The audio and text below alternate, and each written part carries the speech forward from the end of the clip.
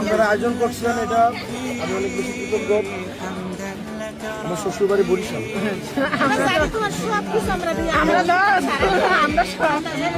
আপনারা আমাদের জন্য শুধু দোয়া করবেন না, এতটুকু, এর বেশি কিছু না। আমাদের জন্য দোয়া করলে যথেষ্ট, এবং আমরা যেন আপনাদের দোয়াটা যদি ঠিক থাকে আমরাও সব থাকবো, আমরাও কোনো খারাপ কাজও কখনোই করবো না, কোনো দুর্নীতির কাছে কখনোই যাবো না। এবং হাদি ভাই ফজর নামাজ পড়ে হচ্ছে উনি কার্যক্রম শুরু করতেন।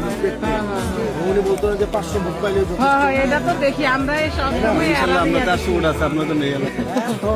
আমরা ওই 500 ভোটের জন্য আমরা প্রথমে বাড়িয়েছিলাম, টাকা ছাড়া যদি কেউ 500 ভোট দেয় এটাই